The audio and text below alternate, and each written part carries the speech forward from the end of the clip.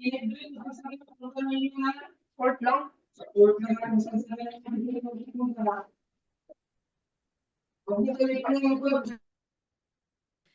we're praying for our Prof. Katrina, Panginoon, na patuloy mo siyang i-guide, O Lord. Give her wisdom, Lord, knowledge, Panginoon, na pwede niyang i-share sa amin, O God. And ganoon din sa mga classmates namin, Panginoon, O God, ikaw patuloy mag-bless, Panginoon. At bigyan mo kami ng katalinuhan, O Lord, na nagmumula sa iyo, O God. Pagpalain mo ang bawat isa, Lord. In Jesus' name we pray. Amen. Amen. Amen. Okay, so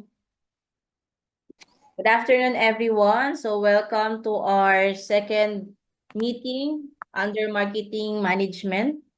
So for today, we're going to have group reporting, and then after the group reporting, magkakaroon po ako ng a little bit discussion, yung mga last discussion ko po about marketing management.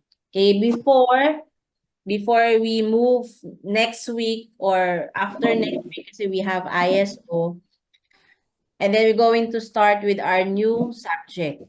So yan. So I'll make it short as possible kasi ang marketing management naman po is I mean, if you're into business, not really very easy, but it's, hindi naman siya ganun ka so many terminology, but it's really more on strategy. But you can use this one especially pag kayo po ay nagkaroon ng inyong comprehensive examination. So yun naman talaga yung main purpose why we have to do this case study presentation, so that it will not be hard for you pag kayo po ay nagkaroon ng defense. Okay, so maybe we could start now. Let's start with group 1. For your presentation. And then group 2, you can ask questions. So ganun po mangyayari sa atin na group 1 will start with their presentation, and then group 2 will, or kung sino man po yung succeeding group na magpe-present, kung sino yung natapos, sila naman yung magtatanong sa susunod na group. Okay, so it will be more collaborative on our part. So are you ready na po? Sino po yung ready na group na?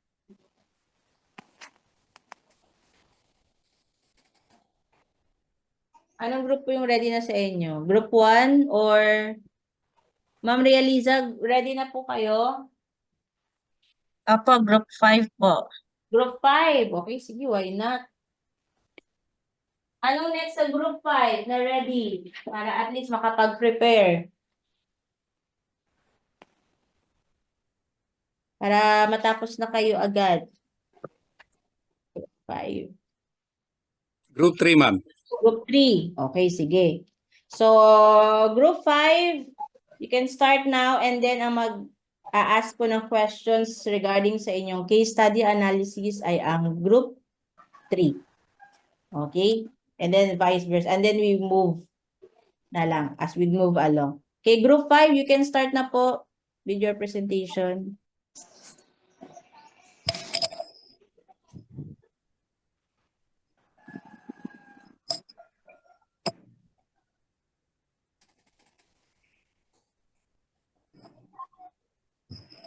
Good afternoon po sa lahat. Ito po yung presentation. Ang case study po namin is regarding Airbnb. Case background. Naririnig po ako? Yes po. Yes po. Yes po. Case background. Airbnb, originally known for its short-term rental service, has continuously evolved its platform to offer a comprehensive travel experience. The company has introduced new features such as experiences, places, and expanded functionalities for homes and trips. These changes aim to provide users with a more immersive and personalized travel experience.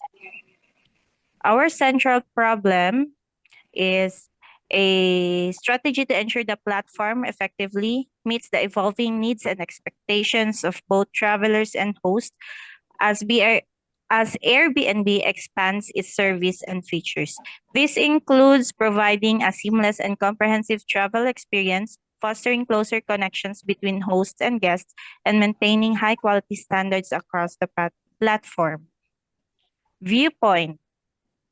The viewpoint for this case study is that of the co-founders, Brian Chesky, Joe Jebbia, and Nathan Blek-Harzik, who played pivotal roles in shaping the early trajectory of Airbnb.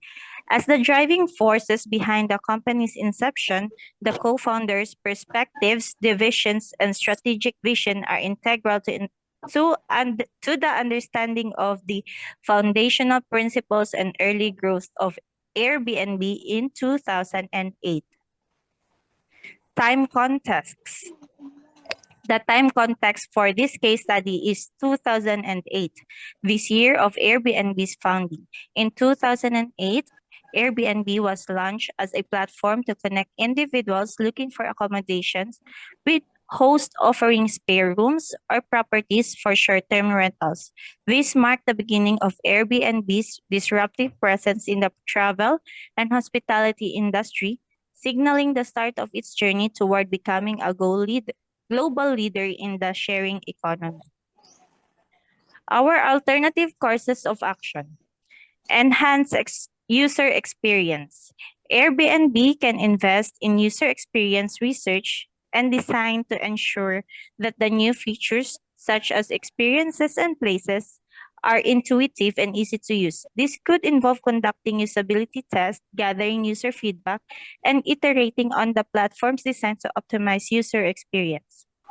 Number 2, host training and support. The company can develop and implement training programs and resources for hosts to help them deliver high-quality experiences and services. This could include guidance on creating compelling experiences, providing local insights, and offering additional services to guests. Number 3, community building. Airbnb can focus on fostering a sense of community among hosts and guests to encourage meaningful interactions and cultural exchange. This could involve organizing local events, facilitating networking opportunities, and creating forums for sharing experiences and tips. Our recommendations. Based on the analysis, our recommendation is to pursue all 3 alternative courses of action in a holistic approach. By enhancing user experience, providing comprehensive support for hosts, and fostering a sense of community, Airbnb can create a more compelling and differentiated travel platform. Action plans. Our first action plan is yung enhance user experience. Conduct user research to identify pain points and areas for improvement in the user journey. Collaborative and with design and development teams to implement iterative improvements to the platform's interface and functionality based on user feedback. New features and services with a focus group of users to gather insights and make necessary adjustments. Number 2, host training and support. Develop online training modules and resources for hosts to learn about creating engaging experiences, providing local insights, and offering additional services. Provide ongoing support and communication channels for hosts to seek guidance and best practices. Recognize and showcase hosts who consistently deliver exceptional experience to incentivize high-quality offerings. Number 3, community building. Organize local events and meetups for hosts and guests to connect and share experiences. Implement a community platform within Airbnb for hosts and guests to exchange tips, recommendations, and cultural insights. Establish a recognition program to highlight outstanding contribution from hosts and guests in building a vibrant community. By implementing these action plans, Airbnb can further solidify its position as a comprehensive travel platform that facilitates meaningful connections and authentic experiences for travelers worldwide. Thank you for your attention, and that's our report, ma'am. Thank you, Group 5. So, ma'am, pwedeng paki-move po ulit sa central problem niyo po.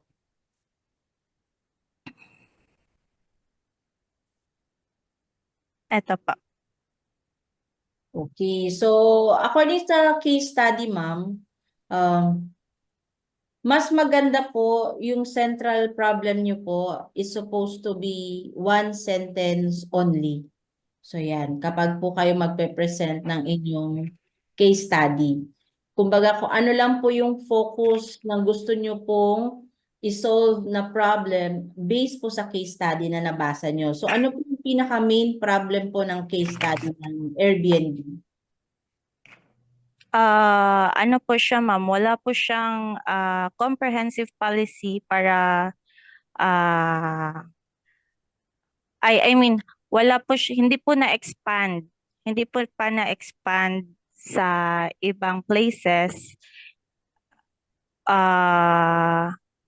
Hindi pa po alam. Ay, hindi pa po alam. Wait lang, ma'am, ha? Ma'am, may I answer po? Permission to speak. Go ahead. Dayan po. Ang main central problem po namin is yung a strategy to ensure the platform effectively meets the evolving needs and expectations of both travelers and hosts as Airbnb expands its services and features po. Okay, so dun lang po tayo mag-focus sa first sentence. So yan. So a strategy to ensure the platform effectively meets the evolving needs and expectation of both travelers and hosts as Airbnb expands its services and features. Features pala. Okay, so ano po yung mga naging supporting evidence po niya na merong problem sila pagdating po sa platform na nakakaapekto po sa travelers and hosts when it comes to, services na ino-offer ni Airbnb. Ano po yung naging specific problem po sa case study? Meron po bang nabanggit doon? Sa case study po na nabasa niyo po? Nagkaroon ba sila doon ng mga tawag ito, huge, parang bumaba ba yung sales nila or yung kanilang profit or tumaas yung kanilang mga guest of complaints or the demands from the tourism industry when it comes to accommodation? May nabanggit po ba sa case study na ganun? That's why you come up, ang pinaka-problema ng case study ay yung etong pre-post nyo po.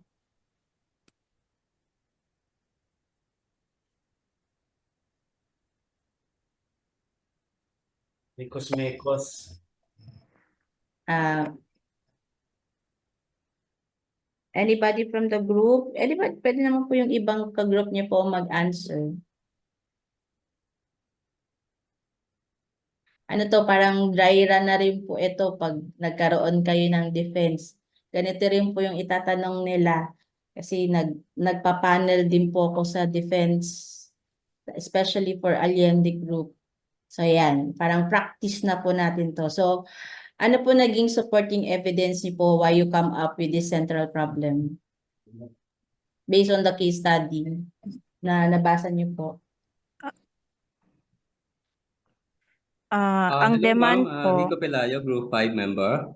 Okay, go ahead Sir Rico. Sir Rico muna. Go ahead, Sir Rico.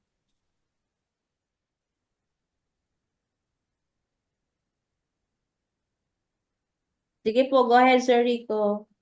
Yeah. So regarding them, okay, number one po, yung enhance po ang user experience, okay? Then number two, yung host training and support. Then number three, is community building. As Airbnb po, na nagbi-business din ako sa Airbnb, yun po yung naging experience ko din as mismong ako yung engaging with the Airbnb na dumating po sa punto yung kanilang platform na ginagamit ko, which is the app for host in advertising my condo unit. In-enhance po nila yung mga feature sa app. Gaya po ng yung nakakapag-post na po kami ng mga maraming picture regarding sa unit namin. Kasi sa Airbnb po, when I use the app, dati, nung una kong ginagamit ang Airbnb as a user, ang Airbnb na mga technical support, hindi allowed sa amin na magkaroon ng display or hanggang kunyari, let's say 5 pictures lang. So later on, in related po dun sa enhancement ng experiences ng user, okay? So dumating po sa punto na marami na silang naging option. So dinevelop nila ang Airbnb app na marami na pwede na kaming maglagay ng, let's say, ano yung ma-offer namin, ano yung mga facilities ng unit, okay? Ano yung paano, let's say, halimbawa, during the pandemic time, hindi siya pwedeng face to face. So as dun sa mga nagiging clients namin sa Airbnb, ayaw nilang makipag-usap sa host dahil nga because of the COVID-19. So during the COVID-19 hanggang ngayon, kasi dati hindi naman nila ini-implement yun eh. So nagkaroon po, dinevelop nila sa app mismo, yun nga, to enhance the experience ng mga clients namin as a user. So nagkaroon kami doon sa app wherein makakapag-select kami na, let's say, yung key, hindi na siya turnover face-to-face. So pwede, let's say, binibigyan kami siya option app na iiwan na lang ang susi. Okay, sa post box namin, and then doon siya kukunin, then bibigyan namin ng instruction ng mga guests, which wherein before the pandemic, walang mga ganung option kasi lahat face to face po ang when regards to Airbnb as host. So yun po yung number 1. Then number 2 po, yung host training and support wherein develop din ng Airbnb. That as a hindi namin masyadong ma-explore ang app ng Airbnb. So nagkakaroon po sila ng seminar, nagsisend sila sa email ng link namin, how to use the platform effectively. Kasi nga po, yung iba, hindi naman po lahat ng nagpipiso sa Airbnb marunong gumamit ng computer. Okay? So nagkaroon po ng mga training, seminars. NBJS mo po talaga yan, Jake. Technician ng Airbnb. So from there, kaya na namin Tatak nila explore yun more eh. ang paggamit ng app. So mostly, Tatak nila. since ano po ito, online app ang Airbnb, wala naman siya office dito sa Manila ng office ng Airbnb. So nakipag-usap kami, yun nga, in-enhance ng after this pandemic COVID-19, ang mga technical support ng Airbnb, yung application nila on online support sa mga trainees nga, seminar na nakatutulong po sa mga host ng nagaya namin na nagbibigay sa Airbnb to solve po yung gap between kami na as host and do sa mga gusto mag-rent sa Airbnb. Yun, ma'am. Okay, thank you, Sir Rico. Is it stated on the case study po? Yung mga evidence na in-state niyo, sir? Bali, nakalagay lang po dito sa ano namin para hindi na siya umaba. Yun ang mga lang pong major, that's it, nakalagay lang po dito, yung mga action plan, yung enhanced user experience. So nakalagay lang po siya, yung main Sir, topic dun na sa ano po, dun sa case study mismo na pinagkuhaan niyo po nitong Airbnb. dito po sa presentation, wala. In-explore ko lang, ma'am, kasi main topic lang po yung ano po, diniscuss ko na in mga Airbnb. Pero po dun sa question niyo, ma'am, regarding sa case study, wala po. Walang nakalagay po na central problem po doon? Go ahead, sir.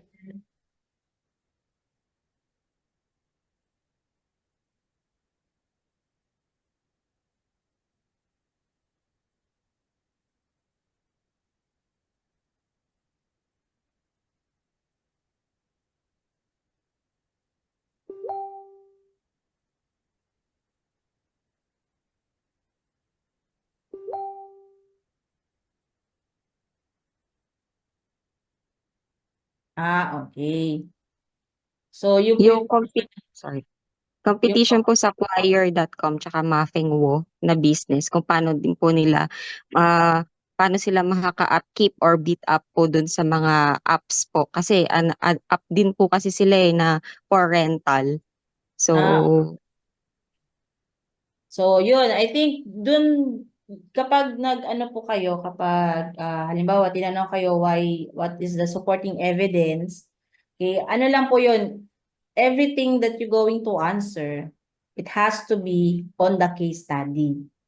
Okay? And then, yung mga conclusion nyo na po, or kung ano yung mga findings nyo, yung further research nyo, Unas libo. sa latter part na po iyon, sa pinaka-latter part. Why you come up with the marketing strategy, Conclusion. okay, sa conclusion, sa Yes. correct. inyong plan of action. So, yan. Dito po sa start, most of the time, ang tinatanong ko lagi dyan is, what is the context of the case study? Kasi given, ito na po yung mga given information na nasa case study po. So, syempre, in relation, parang ganun yun, i-relate nyo ngayon. So, base sa nakikita nyo doon, there is a competition of different platform. And in terms of marketing, marketing aspects, to compete with the emerging competition, ang strategy na gagawin nyo ngayon to address that central problem is to ensure the platform effectively meets the evolving needs and expectation of both traveler and host as Airbnb expand its services and features. Okay? So nakikita nyo po yung connection. So nag-connect na po siya, di ba? So move po tayo Yes po. sa time context naman po. Ano pong linagay nyo pong time context? Yan. Sa time context naman po, normally, ang linalagay po lang dyan is ano po ang year na nag-arise yung problem na yun na nakita nyo po sa Airbnb. Hindi po yan ay year kung kailan po tinatag ang Airbnb, kung kailan po nangyari yung problema nila na nagkaroon sila ng competition. Anong year po yun? Kasi yun po yung problem na gusto nyo pong ma-resolbahan according po sa case study, di ba? So, anong year po yun na nakalagay sa case study? May nakalagay po ba sa case study dun sa inyong 2016. So, yun po ang pinaka-time context nyo. Kung yun po, kasi hindi ko naman po nabasa yung case study na meron po kayo. Okay, so nag-ano lang po kung how you analyze the case study. So, ang time context nyo po ay 2016. Yan. Kasi po, during 2016, nagkaroon po ng merging competition between the same app as Airbnb. Gets nyo po? So, yan. Yun po yung naging competition nun. So, sino ngayon daw ang makakasolve ng problema na yon? Sino makakasolve? Sino ang viewpoint? Siyempre, the CEO. Sino po ang CEO ng Airbnb? Yan. So, sila po ang inyong viewpoint. Kasi siyempre, sila po ang makakasolve ng problema na yan during 2016. So, para ma-solve po yung problema noong 2016, ano po ang inyong recommendation, alternative courses of action? Yung ginawa niyo pong alternative courses of action. So, yan. Dito po, this is okay, okay? Hindi ko na po to iaano sa inyo kasi that is your, ito po yung inyong recommendation eh. Akas nyo po to eh. Okay, that's your, pagdating po sa inyong analyzation. This is your own analyzation. You just have to defend why you come up with this one. Ito po bang tatlong na to ay ma-address yung problema during 2016? If yes, ano po yung pinaka the best dyan? Number 1, pipili lang po kayo ng isa. Hindi po pwedeng dalawa, kundi isa lang po. Ano po yung magiging recommendation nyo? Primary recommendation. Number 2, host training and support. Do you think having a host training and support, malalagpasan nyo po ang dalawang ka-competitors nyo in terms of market share? Kasi pag sinabi po nating market share, di ba? Pinapalawak po natin yung ating tao dito, share sa market. Binaliktad ko lang, di ba? Pinapalawak natin yung nating scoop natin na yung nare-reach ng ating company, 'di ba? Para mas mataas yung market share natin compare sa dalawang emerging or talagang kilala na rin na platform that offering the same services. So bakit po yung number 2? Ako na nagtanong. Sige, ako na po magtatanong sa lahat ng group. Joke lang. Ma'am, permission to speak po, Dayan. Sige, Ma'am, Ma'am Dayan, go ahead, ma'am. ang main ano po namin is yung number 1, enhance user One. experience.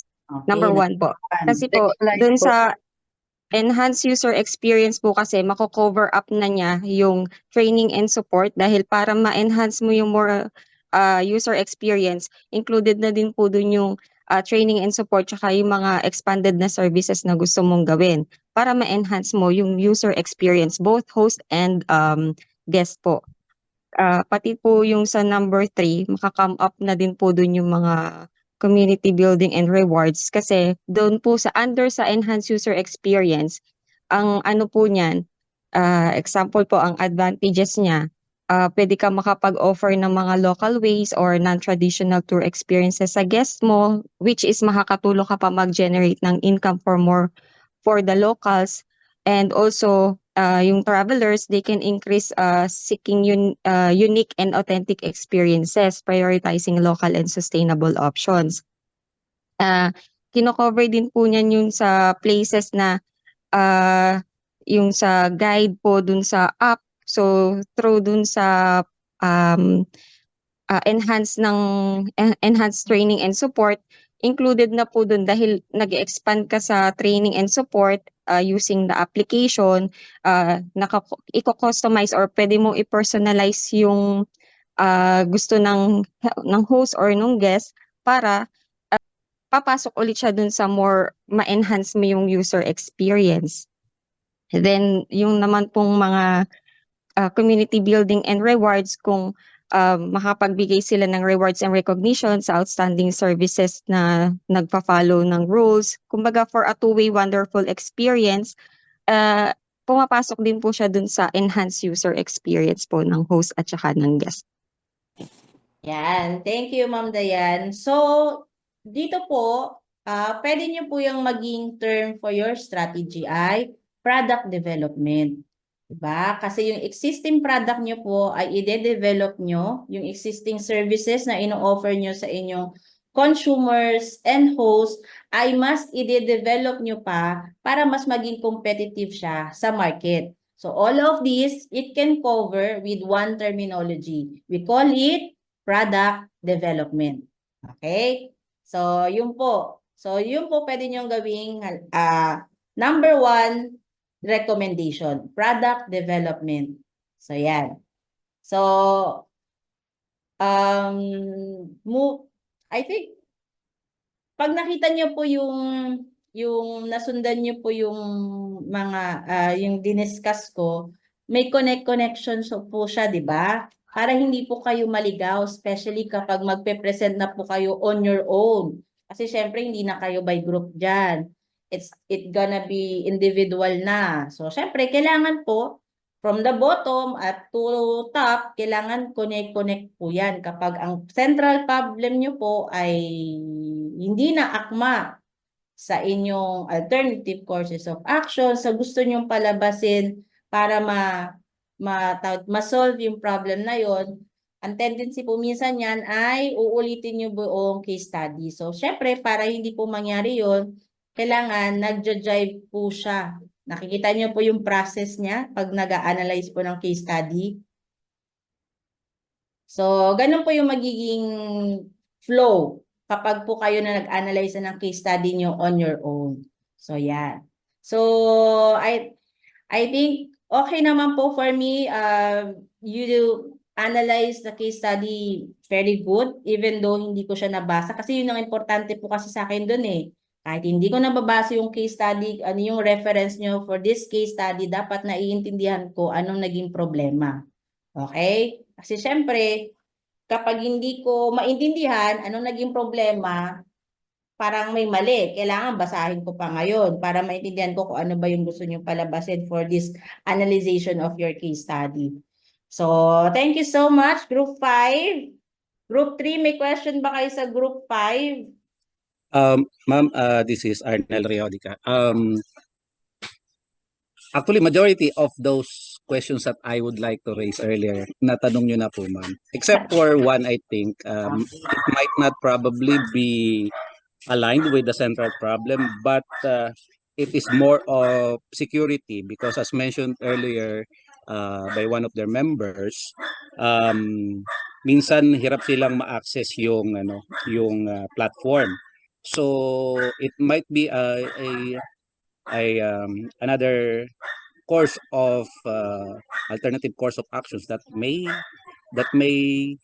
enhance their case study. Just a thought lang po. Oo.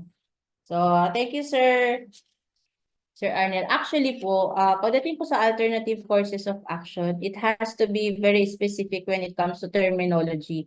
Anong klase ba na strategy ang gagawin nyo? So, there's so many things naman when it comes to marketing strategy. Okay, one is product development, one is market penetration, one is market segmentation, one is market development.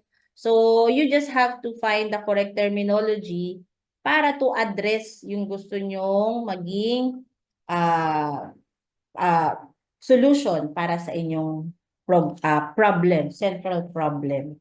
So, yun. So, any questions pa po for group 5? Wala na?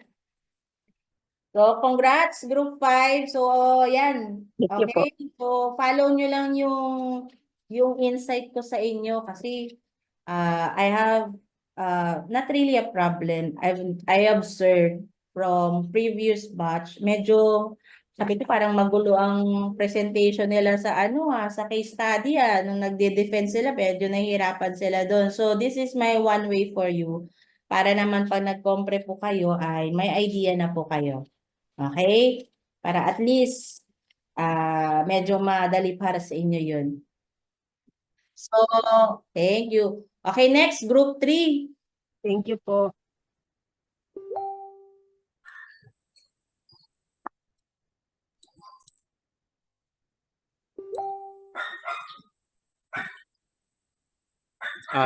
Good afternoon, Ma'am Katrina. Good afternoon, fellow members in Group 3. Good afternoon, fellow my classmates. We're actually 3 members of Group 3. Don May Padasas, Rona, and me po, Arnel Leodica.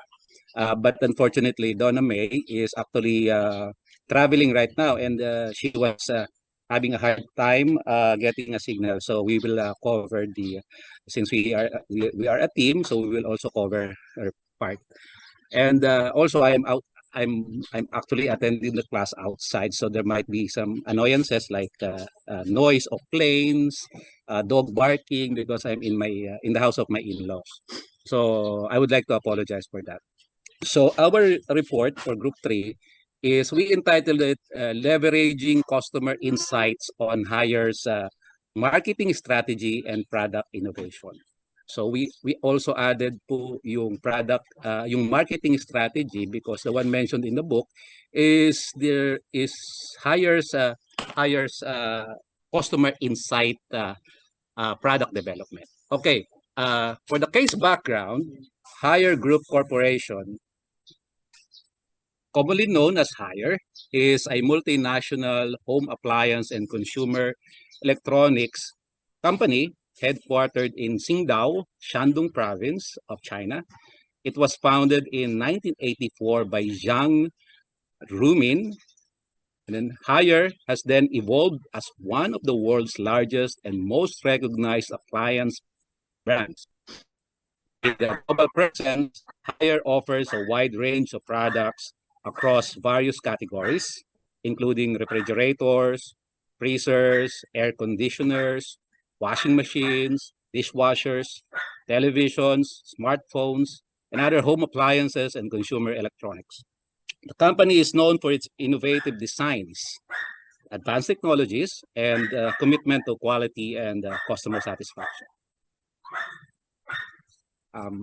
Okay, for the milestones, it was the company Hire was established in 1984, and in 1986, Hire Quality Control Initiative. There was a trivia here in 1986 when the CEO Zhang Rumin, they actually destroyed several refrigerators to make sure and to introduce the quality control initiative for their products. And in 1991, they started the diversification into other appliances, all those previously mentioned a while ago.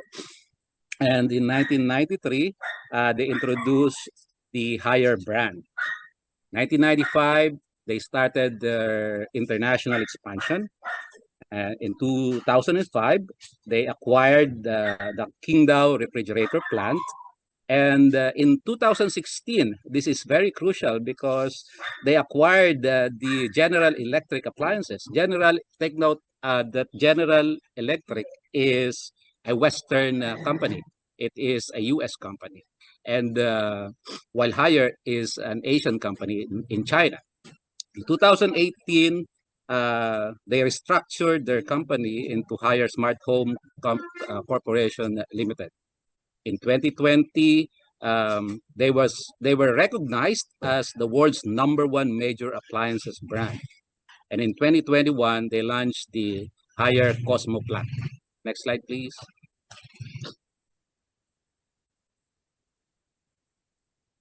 Okay. I would like to show you the Haier's 10-year revenue. It was based from Statista. Actually, this was the most recent. It was published in 2024, and you can see their progress. I'm not going to go into the details of it because it might take a lot of our time. But if you're gonna take a look at the revenue graph up to 2022, they're constantly going up in terms of billion yuan. Next slide, please. Okay, the mission and vision for Haier is that their mission statement is to improve the quality of life, focusing on customers' needs. And their vision statement is, we at Haier aim to do is to start with the needs of consumers and transform ourselves from a product manufacturer to a service provider. Okay. Their current or their previous business approach up to this moment, or their marketing strategies, first, in the very noticeable is their customer insight product development. Next, as part of that, go back please. As part of that, they introduced or used the segmentation of their customers, targeting of their customers, and positioning of their products to their customers. They also have several marketing campaigns. Those are social media marketing, influencer, yeah, they do that. Influencer marketing, e-commerce strategies, mobile apps, although they, as of the moment, they are not yet selling their products using mobile, like Lazada or Shopee. You can actually buy products from there. Okay. And then they also do content marketing strategies.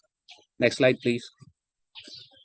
Okay, they have several issues and concerns, and we would like to discuss it. First is the market competition. So Haier operates in a highly competitive industry, and it faces tremendous challenges from other global appliances manufacturers. Probably this is the reason why they acquired General Electric.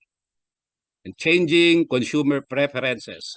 Consumer preferences and trends can change rapidly, and companies like Haier, they need to adapt to these changes to meet customer demands. Supply chain management, Haier relies on a complex supply chain to manufacture and distribute its products. Technological advancement. The consumer electronics industry is driven by technological advancement, and then Haier needs to stay updated with the latest technologies and innovations to remain competitive. Economic factors. Economic conditions such as recessions or fluctuations in currency exchange rates, they can actually impact Haier's business. Regulatory compliance. Haier operates in multiple countries, and there is a need to comply with various regulations and standards from different countries that they are operating. Next slide, please. We'd like to discuss here the latest financial status of Haier as a company, and the most recent information that we have gotten is their financial status at the middle of 2023. So there are some trends here that that's really important. First is the Hire Smart Home. They achieved a revenue of renminbi 131.63 billion. Renminbi is the name for Chinese currency, or the yuan. This revenue, the revenue is increased of 8.2% year on year. So that's a lot. I mean, that's high if you're going um, to assess it. And then the net profit of Hire Smart Home is renminbi 8.96 billion. That is for the middle part of 2023 alone. The net profit has an increase of 12.6% year on year. The market share of refrigerator, probably this is their main product, raised to 45.1% year on year. And the market share of washing machines increased to 47.1% year on year. Their offline retail market share also increased from 12.8% to 14.2%. So Hire Smart Home recorded revenue in overseas markets of renminbi 66.92 billion. So most of their products actually are being sold locally. That's why their revenue is higher on that was discussed on the first part. Okay, so environmental analysis, we will discuss first here the external environment analysis, the internal environment analysis, and the internal and external environment analysis. Next slide, please. Okay, we'll discuss here the post, the political factors, economic factors, social factors, and technological factors affecting Hire. First, and the threats coming from these factors and the opportunities that Hire can do. Okay, first is the political factors. Hire operates in various countries, each with its own set of regulations governing product safety, environmental standards, and trade policies. That's the threat. Now, of course, whenever there's a threat, there is an opportunity. So Hire can actually develop innovative products that comply with government policies promoting energy efficiency and sustainability while incorporating user-centric. So their approach, current approach in their product development. On the economic factor, the variations in income levels and disposable income across different regions influence consumer spending patterns and preferences for home appliances. That has an impact on Hire sales and revenue. That is the threat. And for the opportunity, product development centered in customer insight, or the user-centric product development, will allow Hire to develop products that align with the consumer income level. So hindi lang sila makakapag-develop ng para dun sa mayayaman or sobrang yaman, they can also develop quality products for those lower income workers. In terms of social factors, the threat is the shift in consumer lifestyle preferences and values influence demand for innovative and eco-friendly home appliances. Hire must adapt its product offerings to align with consumer trends. So the opportunity there is that the technological advancement will actually help Hire because it will enable them to offer connected home appliances, or the most commonly termed as IoT, and personalized customer experiences through smart home ecosystems while maintaining the user-centric product development approach. And for the technological factors, the rapid technological advancement and the emergence of new competitors in the home appliance industry pose challenges and opportunities for Hire to maintain its competitive edge through continuous innovation.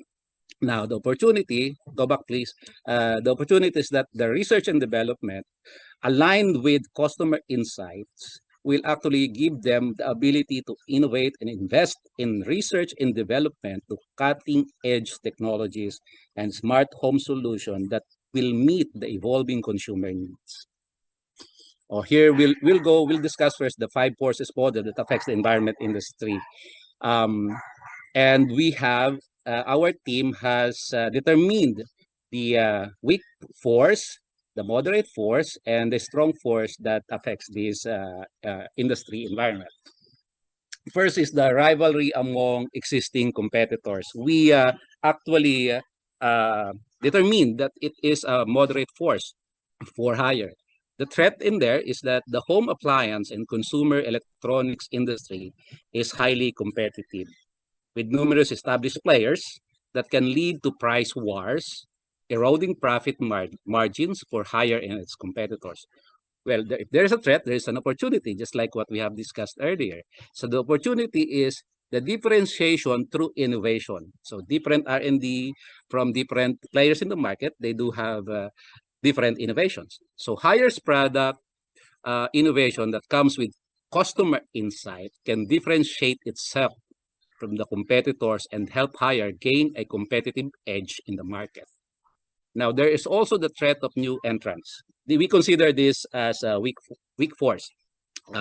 New entrants can increase competition in the industry, leading to price wars. And that will reduce profit margins for Hire and other established players in this marketplace. So, but the opportunity is that the established brand, just like Hire, a strong brand recognition and customer loyalty, which can pose a barrier to entry for new competitors trying to establish themselves in the market. So the new competitors will actually think twice before they actually try to compete with those established players, just like Hire. So bargaining power of suppliers, we actually determine that it is a weak force. So if Hire, the threat is that if Hire relies heavily on a small number of suppliers for key components of raw materials, those suppliers have increased bargaining power. The concentration increases the risk of supply disruptions and price fluctuations. But the opportunity is that if Hire diversifies the supplier base, it will actually reduce the dependence of any single supplier and will actually mitigate the risk of supply disruptions or price fluctuation, which is on the side of the suppliers. Hire can explore alternative sources for key components or materials to increase negotiating leverage. Well, we actually defined two strong forces that affects the Hire as a company. First is the threat of substitute. Okay, we identify this as a strong force. Competitors, the threat is that competitors may invest heavily in marketing and advertising campaigns to promote their brands and products, making it challenging or harder for Hire to compete for consumers' attention and market share. And their customers may be convinced to buy alternative products. But there is an opportunity out there, the market expansion. So competition in the home appliance and consumer electronics industry signals market opportunities in emerging market or niche segments. Hire can capitalize on these opportunities by expanding its product offerings and market reach to new customer segments. So may mga bansa na umaasenso na, pwede silang pumunta sa mga emerging markets na yun or emerging yung mga and other countries. Bargaining power of customers. This is probably the strongest force, not only for Hire, but also for other companies. The threat is real because the customers in home appliance and consumer electronics industry can be highly price sensitive. Parang tayo mga Pinoy, no? Pag mura, pili natin. Okay? Giving them significant bargaining power. So increased competition and the availability of alternative brands can intensify this threat. So, but the opportunity is that by employing customer insight approach and offering customizable or personalized products and services, it can actually enhance the customer satisfaction and loyalty, reducing the customer's inclination to switch to other brands. It will also help in providing excellent after-sales service. Warranty options and responsive customer support can strengthen Hire's relationship with customers and mitigate their bargaining power by ensuring a positive overall experience of their products. Next slide, please. of course, in this part, we will have to discuss the internal environment analysis. Next slide, please. Okay, we have the functional areas in terms of their operational business operations, and we have identified the strengths and the weaknesses. First, we will discuss the finance. So earlier we discussed, we showed you that the basis of our report was on the financial statement on the mid part of 2023. So in the strength is that by mid 2023, as what discussed earlier, Haier Smart Home achieved a revenue of 131.63 billion, an increase of 8.2% year-on-year, and achieved a net profit of yuan 8.96 billion. That's an increase of 12.6% year-on-year. It was already discussed earlier. The weakness is that higher financial performance is subject to market volatility. That includes fluctuation in stock prices, investors' sentiment, and overall market conditions, which can impact the company's valuation and access to capital markets. On the marketing side, the strength is that Haier has extensive marketing strategy, which is focused on customer segmentation, customer targeting, and positioning of the products to the respective regions and potential customers. It also has different marketing campaigns in social media, influencer, mobile applications, and content marketing. It was discussed previously. The weakness is that Haier have limited brand awareness in certain markets, like in the third world countries, or among specific customer segments, resulting in challenges in gaining market share and competing with other competitors who are already in those markets. So in order to be more competitive, Haier must expand its marketing strategy to all markets or potential markets in all regions of the planet. And the functional areas are in terms of organization and management. The strength is that Haier has 7 global brands. They are the Haier, Casartel, Leader, GE Appliances, Fisher and Paykel, Aqua, and Candy was the #1 brand globally in major appliances for 10 consecutive years from 2009 up to 2018. The weakness is that the hierarchical structure Haier was reorganized recently into small independent companies of 200 plus customer facing micro enterprises and 3,800 plus service and support micro enterprises that enjoys power over its decision making, personal and profit distribution. This was we have gotten this information from a report published in 2018 when the team checked for the weaknesses for Haier. The name who made the report was Just Minar. It was in year 2018. In terms of human resources, the strength of Haier is that diversity management is supported by HR departments in order to consider who has the talent to undertake the pressure involved and win the core competences in the market. The weakness is that in diversity management, unconscious bias among the employees and managers can impact recruitment, promotion, and performance evaluation processes, resulting in unequal opportunities for diverse employees and hindering their career advancement within the organization. Now, in their R&D or research and development, Haier's continuous research and development of new products is actually their strength, gives it a strong driving force for sustainable development. Haier has applied for 6,189 patents in total and owns 589 software copyrights. This was from the reports made by Yuning Sheng recently, last year, 2023. And the weakness in terms of research and development, this information also came from the same researcher, is that Haier does not have any professional production management technology for products in non-related technical fields, nor can it fully master the R&D. The R&D, production, and manufacturing technology of electronic products in these non-related technical fields. Next slide, please. Okay, Next slide, please. Let's discuss now the SWOT analysis. First, we discuss the strength. Haier has global presence.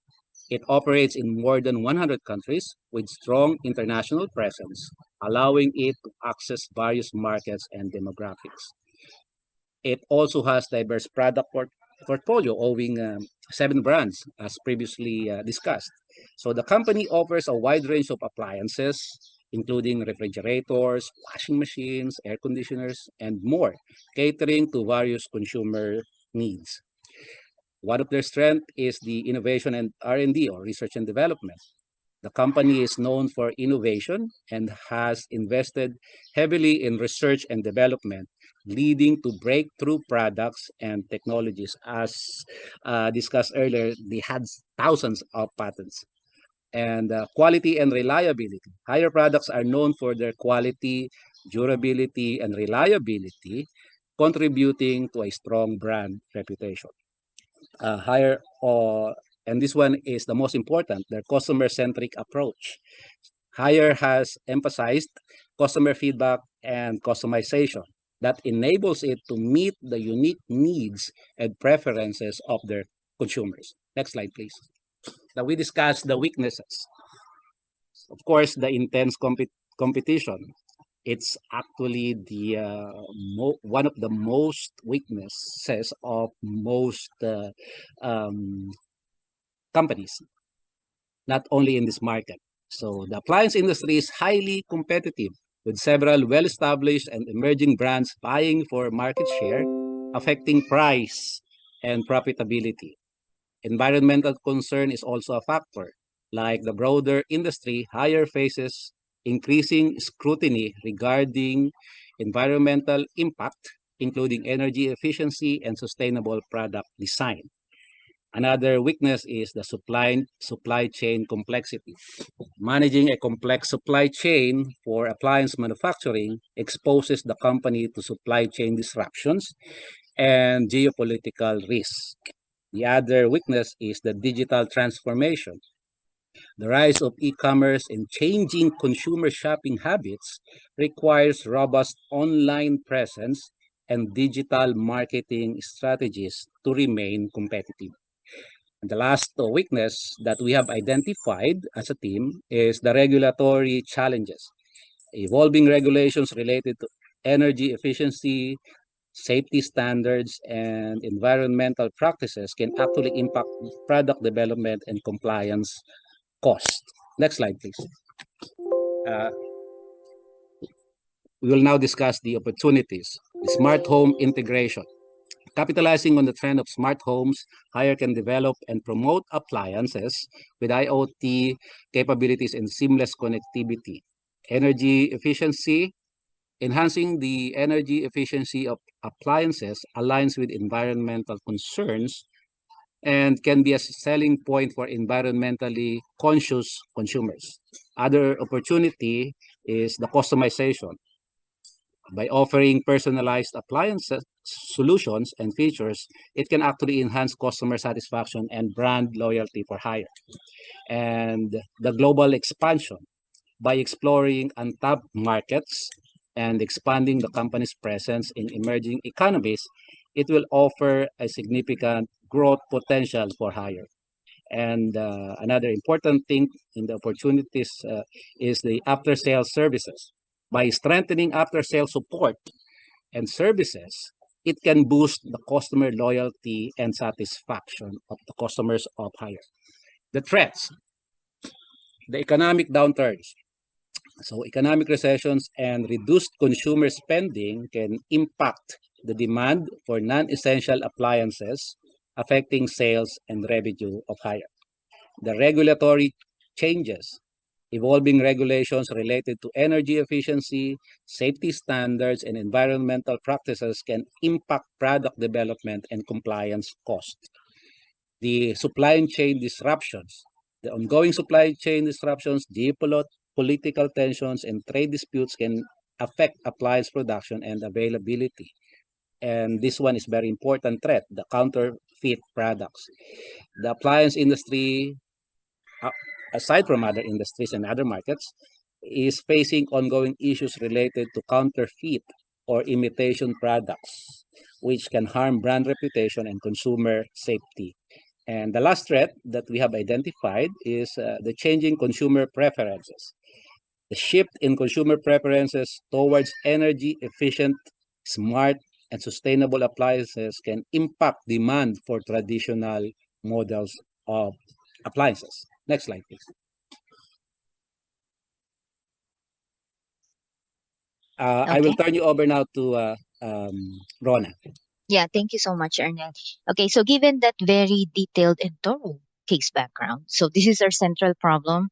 Our strategy really is to improve Hire's current approach to product innovation, basing on the customer insights that can employ a multifaceted strategy focusing on innovation, operational excellence, strategic partnerships, and extensive customer centricity. Okay, the time context is actually in 2012, and the viewpoint comes from the chairman and CEO, Shang Lumin. Right? So there are recommendations. Our recommendations is for Hire to be able to maintain its dominance in the white goods market. Hire needs a very vital commitment to customer insights that will give them a very competitive advantage among the other players. So by actively seeking and leveraging customer feedback, Hire can continuously improve their products, not just their products, also their services, to constantly meet evolving customer needs and expectations. So this approach does not only fosters customer loyalty, but it also helps Hire stay ahead in the market, which is very competitive as well, and maintain their position as a leading industry innovator. Okay, we have several key strategies that we have considered for Hire, which includes product innovation, marketing strategy, customer engagement, and operational strategies. Now we'll go over some details. Starting off with product innovation, so those are user-centric product designs. Those are the recommendations. Co-creation with the customers. So where Hire is engaging customers in their product development process. Okay, so they're seeking their inputs, their feedbacks to co-create solutions that really addresses the customer's needs and desires. And we have the iterative prototyping as well for product innovation. We also have psychographic segmentation, segmenting customers based on their lifestyle, their demographics, values, interests, attitudes. So it enables product positioning and tailors its communication to the customer. We have behavioral segmentation as well. We try to classify customers based on their behaviors, their purchasing patterns, their interactions with the brand, and product usage. We also have demographic customers have with Hire, from the time that they try to browse on offers up to the time on the installations or after support services. These are being mapped in Hire's marketing strategy. Another thing is the segment specific messaging. So based on the segmentations, we were able to, craft or customize messages that are coming out or that are being communicated to the customer. We have channel selection and campaign measurement. So we do not just implement and do not monitor. We monitor it. We try to put control in every touch points and in between. We also have customer engagement, which is very significant in Hire's operational mindset, relationship building. So it's no longer transactional for Hire. So it's not just a one-time buy for Hire. Their business is more on relational and customer retention. So personalization, they try to tailor the product recommendations using different digital strategies in the market today, including AIs, data analytics, and big data communications as well. And then for operational strategies, of course, we try to come up with operational excellence. They keep on innovating. They optimize every step of their supply chain management, implementing different methodologies such as lean principles in order for them to improve productivity and reduce waste and Six Sigma. Brand building, so they keep on investing in brand building initiatives to enhance their brand reputation and visibility in the market. Now, They also did some strategic partnerships. So it's not just within the company. They're really reaching out. They're planning out their networks in external expansion and even in international expansion as well. Now, as a summary, with that, we kind of identified that the power recently had shifted. It's no longer about the products; it's more about the customers. So their engagement, their experience, and their satisfaction. That's all that matters now. Listen to them. You have to create for them, and Hire understands this. They actually have turned customers' feedback and dissatisfaction from a challenge to an opportunity to turn their business around. So in many ways, the richness, the frequency, the vibrancy of the customer voice have already swung back to a point where we have much more powerful source of information than ever before. Far more powerful than what a decade ago is the internal voice or the internal company operational strategy. So that's our case study for today. Any question, please? Okay, thank you so much, ma'am. So let's break down your your case analysis. So let's start with the central problem. Central problem po muna tayo. So what is the main central problem of Hire during 2016? Kasi yun po yung inyong time context, tama? 2016. It's 2012.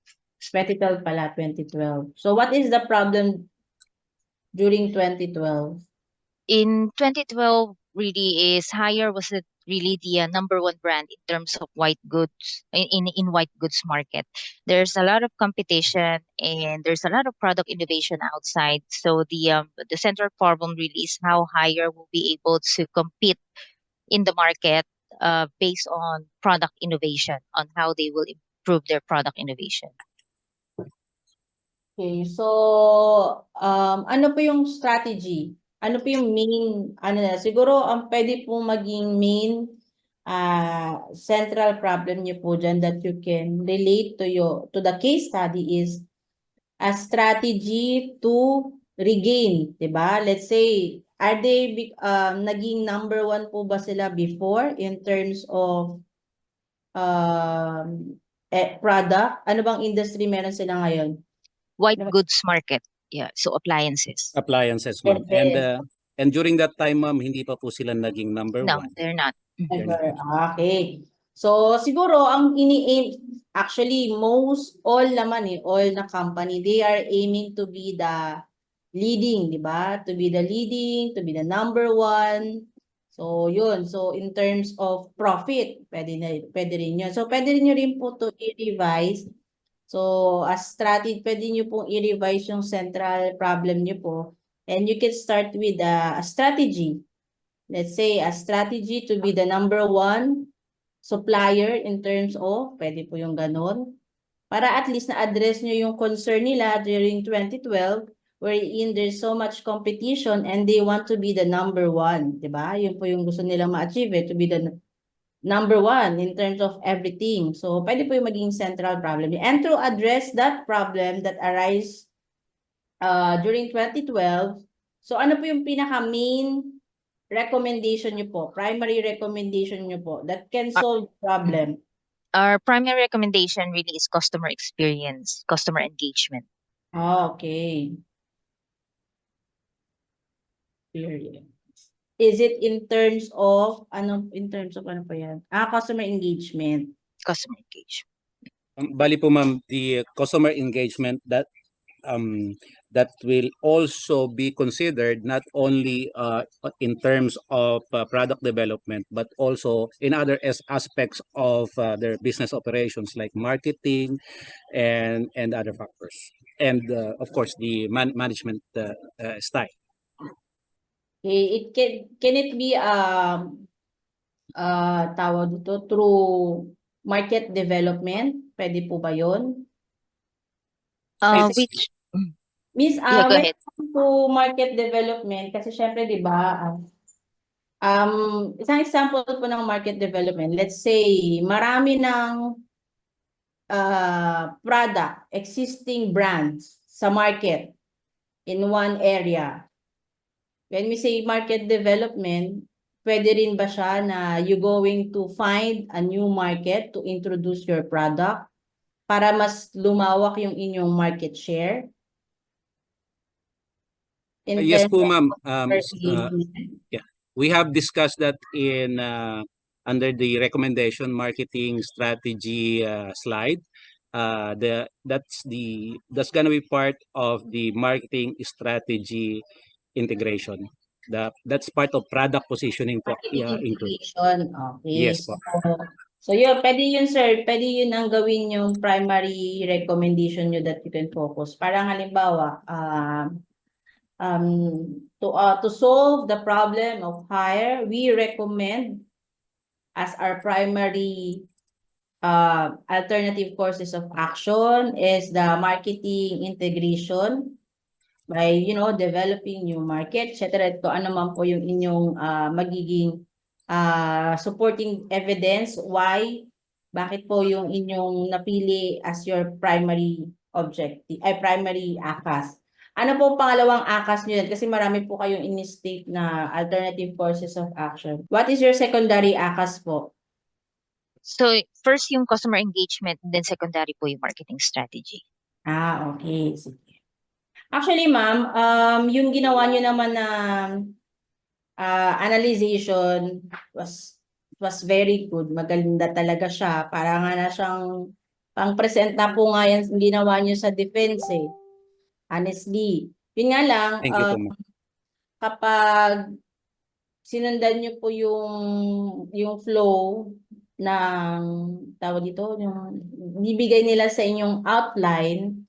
So, mati-trim down lang yung inyong ACAS into 3.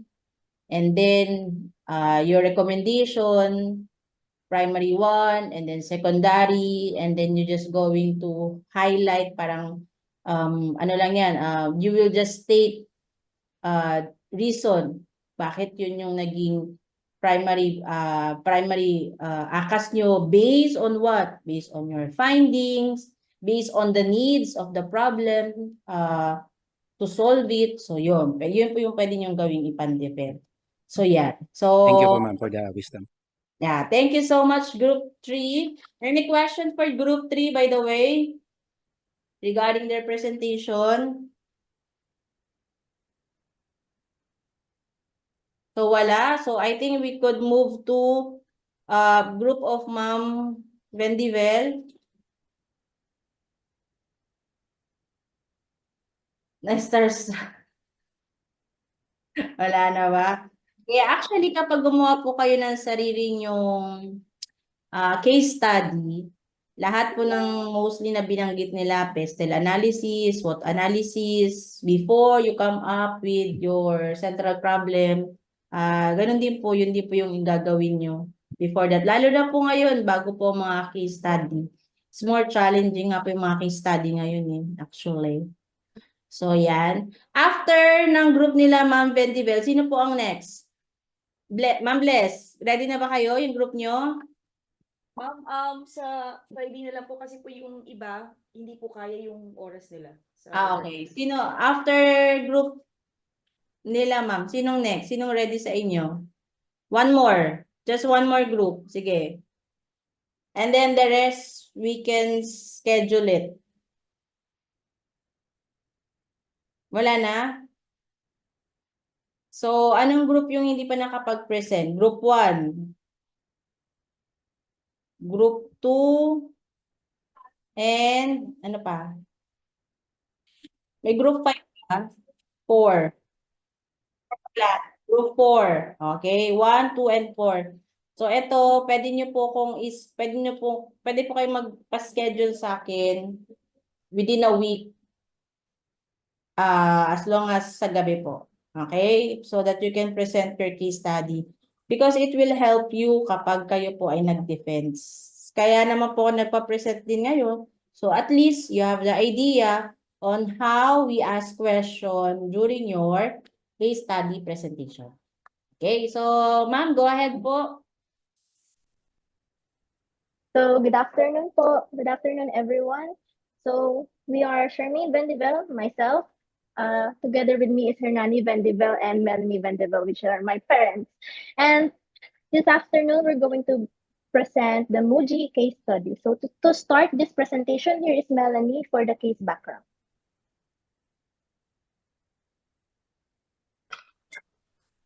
Case background.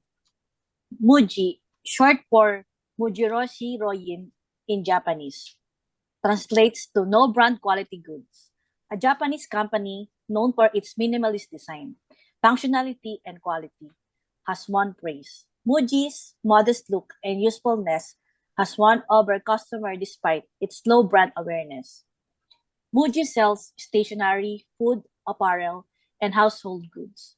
A consistent design philosophy across Muji's products sets it apart. Muji products represent its natural, basic, and straightforward lifestyle, which appeals to discriminating customers. Muji is noted for its minimalist mall.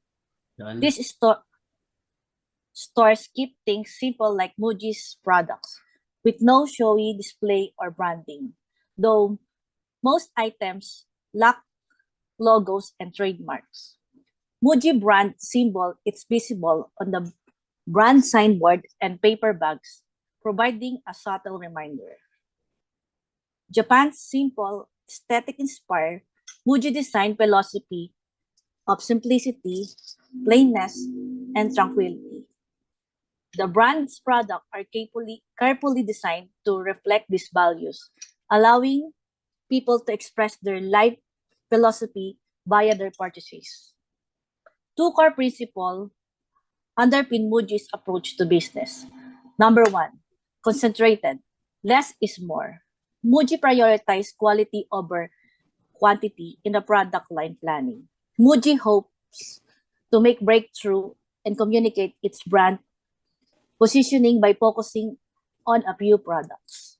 Number two, Muji believes simplicity is beauty in the product design and operation. Muji uses minimalists to make things that are beautiful and functional, letting buyer enjoy simplicity.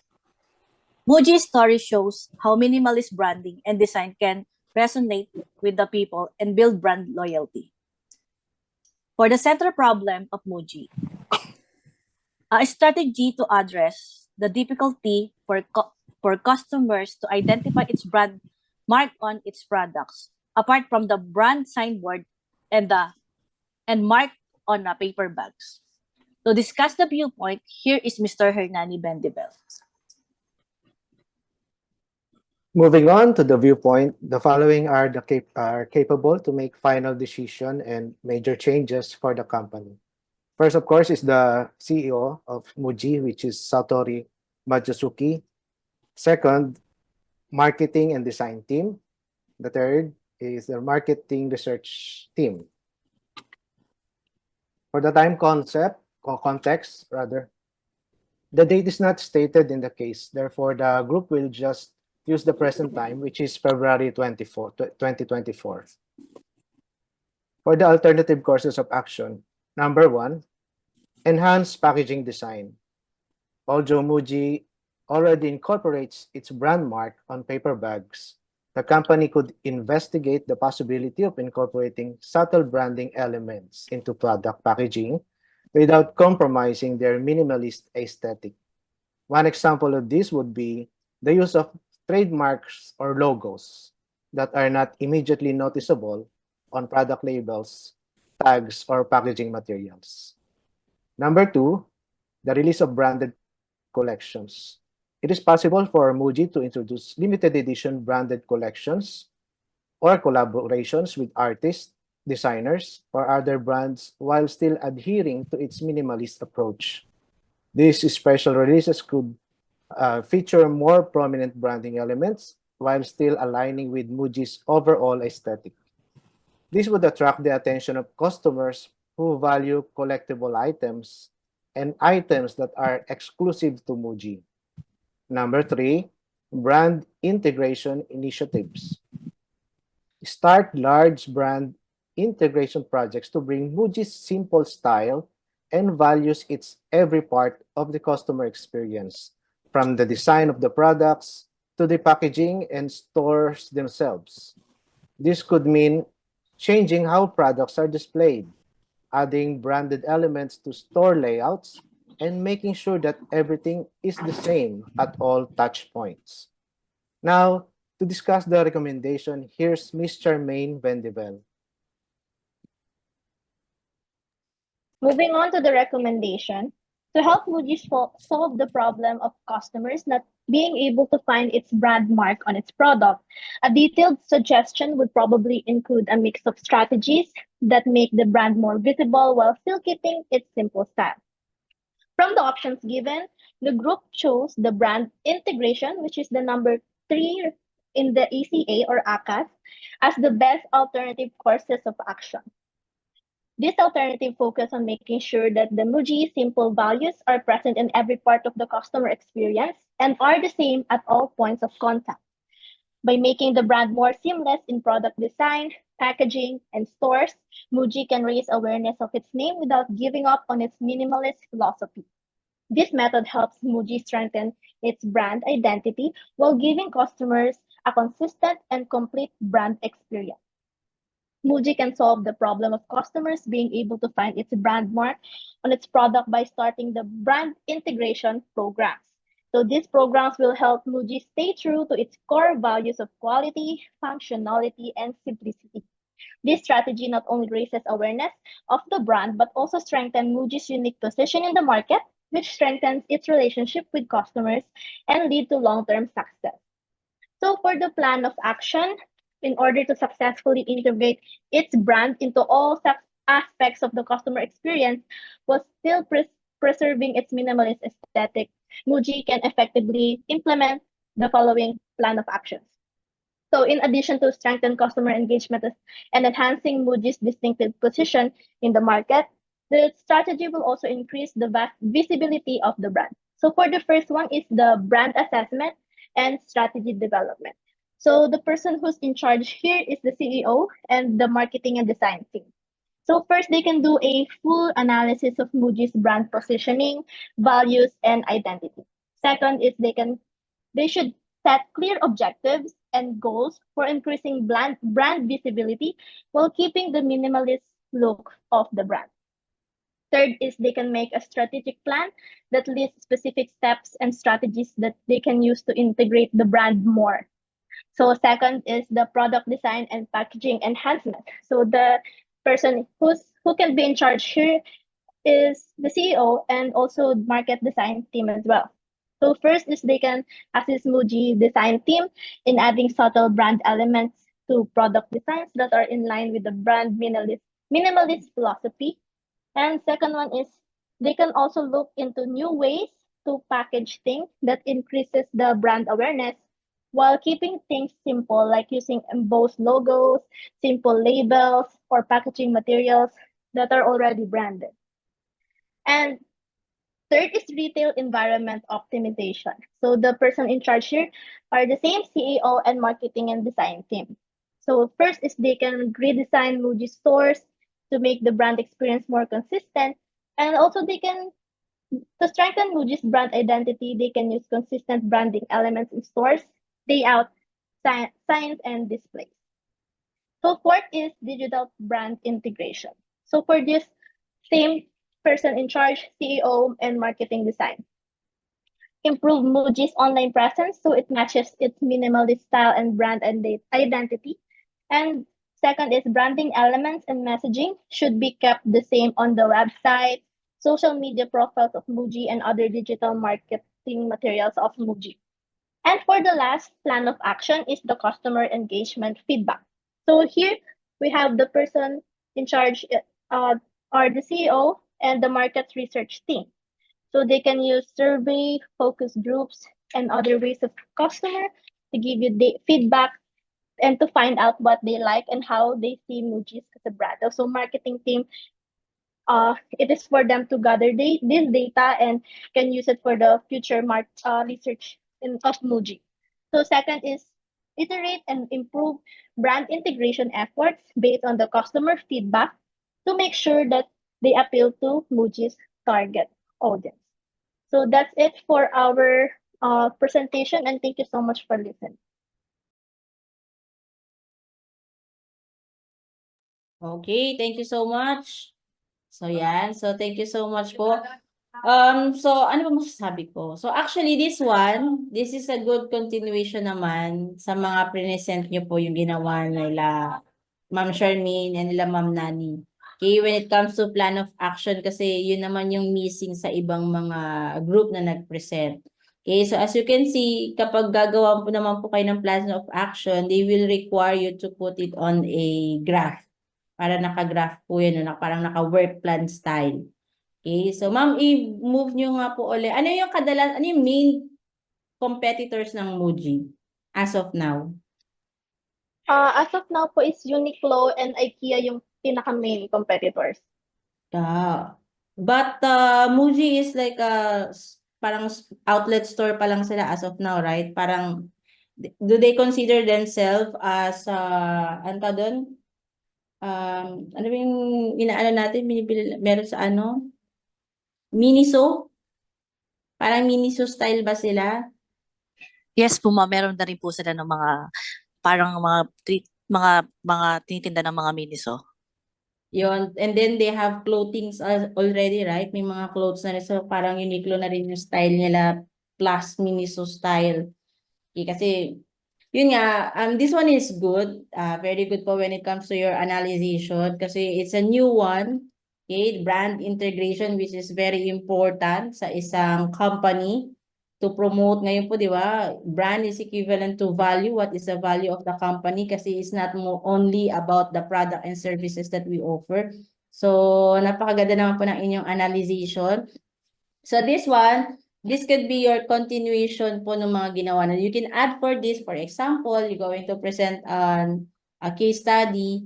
Ang continuation naman po to yung mga ginawa nila Sir Arnel, which is yung mga pestle, SWOT analysis. So yan. So, but this one is very good already. Very nice analyzations na po. Okay? So, any question po with Muji? Naintindihan niyo naman yung present nila? This one is good. Diba? It's a new approach. Okay, they use a new approach when it comes to their marketing strategy, which is the brand integration. Any questions po for their group?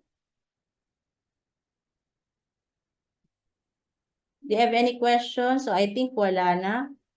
So yan, thank you so much sa lahat po na Thank you po, ma'am. nag-present. Yan, thank you. Thank you so much, ma'am. And then yung mga PowerPoint nyo po, pakisubmit na lang po sa Blue Book after you present. So yan, so thank you so much sa lahat nag-present and then yung mga magpe-present this week, i-message nyo po ako ahead of time so I could check my schedule kung anong time po kayo pwedeng mag-present. Okay, para matapos po tayo. Okay, so let me just share yung sa mga, ito yung mga hindi ko pa na-discuss last time but I'm just going to discuss it very quick kasi most of you alam na naman to. Do you apply this one? Yan na lang.